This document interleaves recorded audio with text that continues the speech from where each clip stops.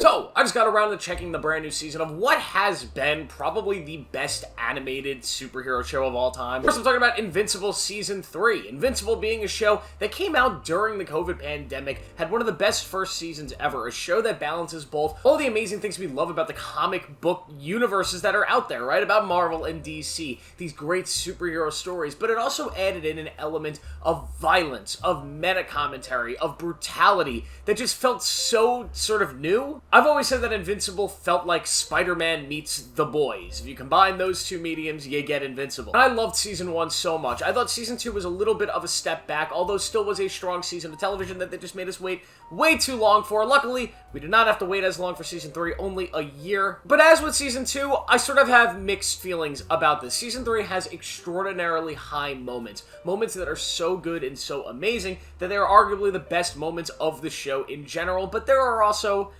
some down moments that just I didn't care that much about. There will be spoilers in this video for Season 2 and Season 1. I will keep the spoilers for Season 3 to a very small minimum. Season 3 picks off where Season 2 ended. Of course, at the end of Season 2, Mark had that gigantic sort of multiversal battle with that dude. So now he's back to being invincible, and he's broken up with his old girlfriend, and now he's got this new brother who's also got superpowers. And yeah, the early parts of this show are really about the relationship between him and Cecil. Cecil being the guy that's like running the Pentagon and handling the superhero matter. And it also deals with his relationship with Eve, who's like the new love interest, who probably should have been the love interest from Season 1 because it was very obvious. And a lot of these episodes are really solid. You know, there's a couple like Villain of the Week episodes where Invincible's just fighting a new threat every episode with a little bit of an overarching story involved. You get some really strong episodes, but for the most part, I thought the early episodes in this season were kind of dull. They were never dull or boring enough that I was clicking off or walking away from my TV, but they just felt slower and they felt less interesting. Like, there is obviously a bigger story being told here in the Invincible universe, and I so desperately wanted to get to that while I was watching these early episodes. I didn't really care for a lot of the other side stories we were going down in this early part of the season. It felt like a comic book where you're picking up a comic book and getting like, oh, this is this week's story and it's building towards a bigger story later on, but it's not like we're in this one gigantic story arc here at the moment. At least that's how it felt early on, but once the show actually builds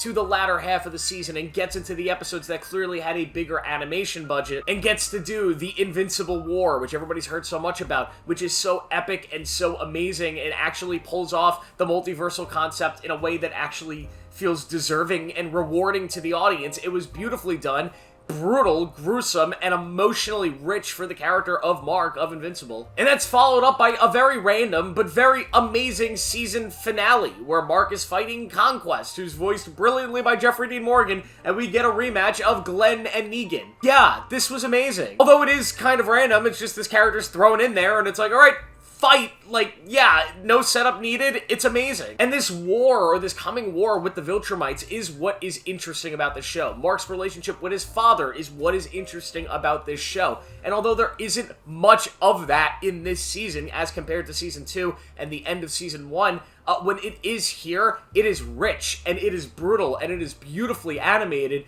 and epic. The violence is as gory as it's ever been. The damage and the collateral damage that happens around the world because of these gods fighting is as amazing as that first fight between Mark and his father in Season 1. The latter half of the season is so good. Does it make it worth sitting through the first half of the season? I'd say yes, because I really enjoyed it, and that's what this show does best. It does epic, badass, violent action with great original animation, really good voice acting, and characters that are just so easy to cling on to because they're emotionally dense, and they're just so beautiful to watch, and I cannot wait to see where this world's going. So although I do think this is probably the weakest season of the show so far, I'm glad we didn't have to wait like 5 years for it. I'm glad we only have to wait like a year for Season 4, and I'm really intrigued to see where this show goes. Now, I'm hoping this show isn't going to go on for 20 seasons. I think, like, let's start wrapping up the story now. I don't want the show to end, but, like, how about aim for 5 seasons? Because, my god, the fact that we have to, like, take a break from the Viltrumite story for so long, early in the season, it's like, alright, let's get, I want to see the big stories. I don't know, maybe that's just me. I will give Invincible Season 3 a 3.5 out of 5. I thought it was a solid time, and I recommend going and check it out. Hey guys for watching, make sure to like this video, subscribe for more turn notifications. I'll see you in the next one.